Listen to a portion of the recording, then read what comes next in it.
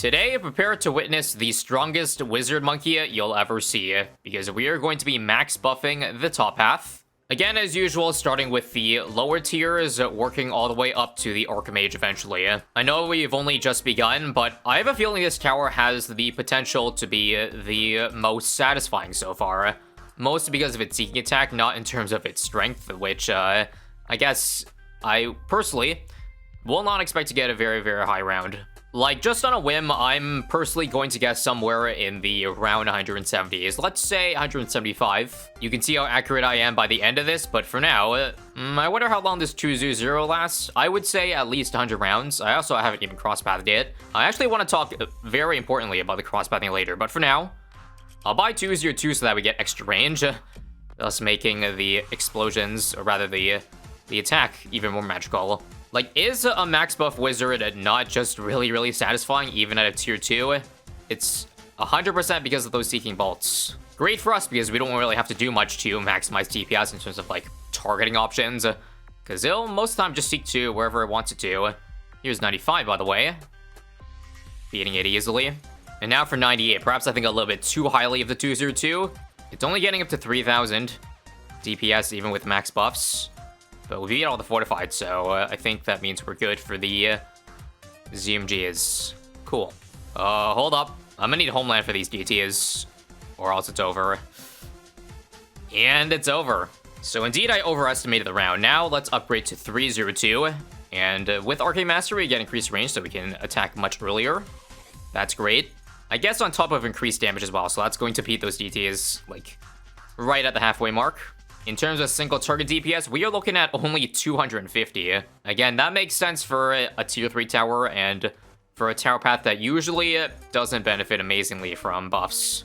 Again, the more projectiles there are on a tower, the better it does, but the wizard really only has its main bolt shooting at a rapid speed. If we compare Arcane Mastery to its predecessor upgrade, it is actually a hell of a lot stronger. Like, we're getting, I think, nearly 3 times DPS. 8,000 of seen at peak, which makes perfect sense because the Arcane Mastery does pretty much like increase everything.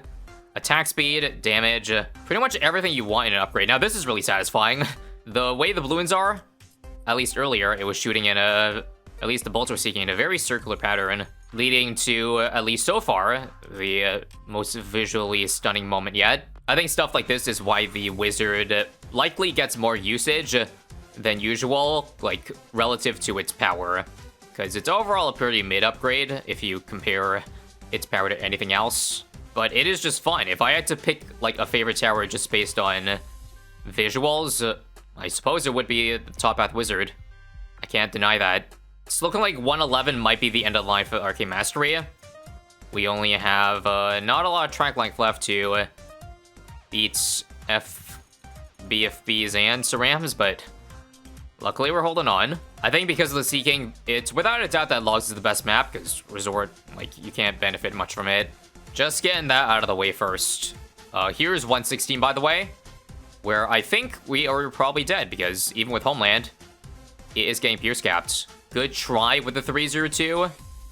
Actually, how are we still alive? Never mind. Probably heard us talking shit behind its back, so we decided to clutch up. Okay, you're dead for sure this round. There's no way, right? The single target is surprisingly not much better than 222, and what was kind of funny is that I think we're missing damage on bad number 2 completely, because while it has Seeking, the Seeking isn't, like, the strongest. So the way it's shooting right now, it's missing the second one completely at points, which is why it's taking so much longer for that to get to the second layer damage phase as opposed to the other one. And nope, even though we're targeting the first one the entire time, we don't have enough to break it. So 119 for the 302. About where I expected. And now with Arcane Spike, what we're getting out of this upgrade compared to Mastery is faster attack speed and more damage overall. Such that we are going to pop this bad, wow, like 5 times faster, if I had to guess. Sheesh, I mean, I knew it would be an upgrade, but that is quite a substantial difference. Take a look at this, 48,000 DPS I saw at its peak point with this really dense round of 122. I also want to take this time while we're, I guess, saving for Archmage to talk about the cross-pathing, as I mentioned earlier. This is one of those situations where I believe it's not like a unanimous decision as to which one's better, because Nichikiwi's made a lot of buffs with the cross-pathing over time for the middle path, 520. If we take a look into more detail, what do we get with cross-pathing? Well, with middle path, your fireballs on your Archmage get more damage. They also get double the attack speed. Same thing goes with the wall of fire. But on the flip side, with the bottom path, you end up getting extra range with the monkey sense upgrade, as well as simply +5 pierce. And I think that +5 pierce goes a long way. It would be a different story if these bolts did not seek, but since they're seeking, they're almost, at least personally, I'd say a lot of the time, they're going to hit their pierce cap, even though we are, we have Homeland and a bunch of other buffs, because you see for some rounds, like for 122, for example, that the bolts were, like, hitting the pierce limit. We weren't seeing this magical circle like we are right now. Like, watch here, for example. This magical circle completely disappears because of the capping. So no cap, I think the bottom cross path is going to benefit more than whatever benefit we get from the middle path. Although, I could be wrong. Make predictions, if you think I'm wrong or not. You know, this would be a perfect time to use, I think it's gone now. There was a feature back on YouTube, like in the old YouTube days. I can't believe we're calling like 2018 or 2016 old, but I swear I remember there being a poll feature, like in the video itself. Now it's just restricted to community posts on YouTube, but that certainly brings you back. I definitely used that poll feature a couple times in those ancient videos. Now that's replaced by cards and end screens, rip annotations also. You'll be sorely missed, because like in terms of polls, I really would be curious to see like what the general community thinks is the better crosspath like nowadays, or at least in this case, just the max buffing test. Enough yapping though, we have an F-pad to deal with, so it only does 1000 damage per second. And I think this is where we say the Arcane Spike does not have enough juice in the tank. Nope. I think it's gonna have enough to pop it, but no way we can deal with the FZMGs underneath. It doesn't even pop, in fact. Damn. Now it's time to see what the Archmage does, how much power can it pack.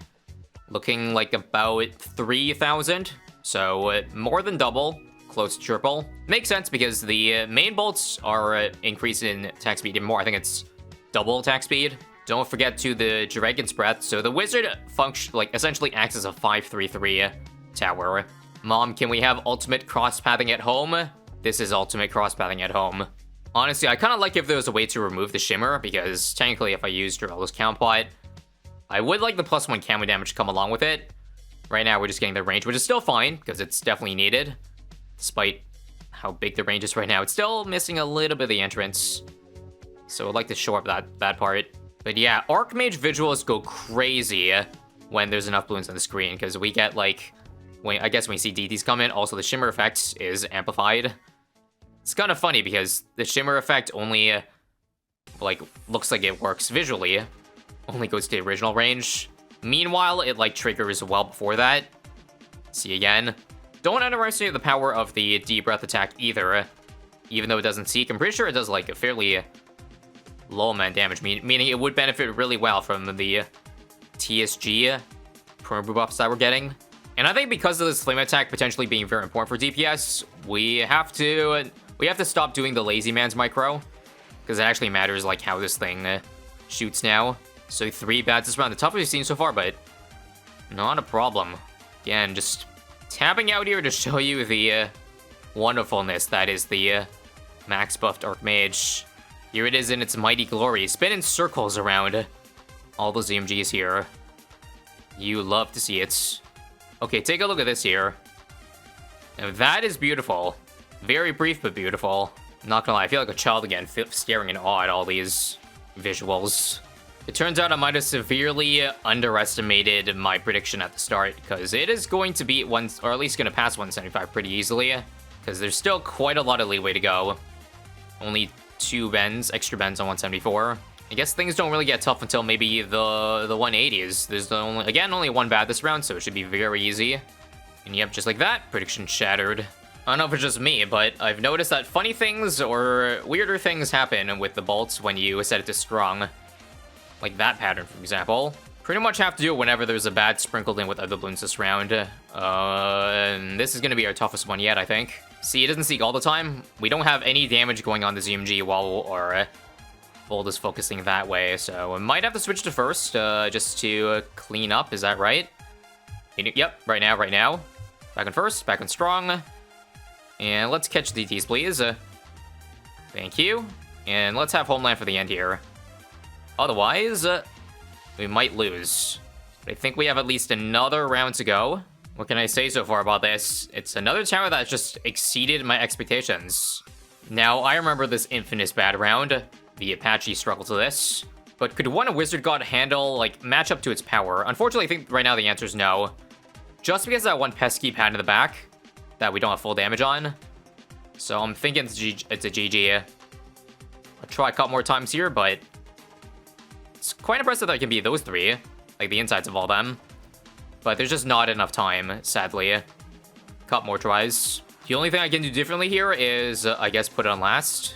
Yeah, maybe just switch between first and last so that we get the damage over time effect on both bads at once. Minor difference, but that's the best I can do. Perhaps if you want to be really sweaty, there might be some certain angles where first allows us to get, like, loops that last doesn't. Vice versa, like for now, for example, see?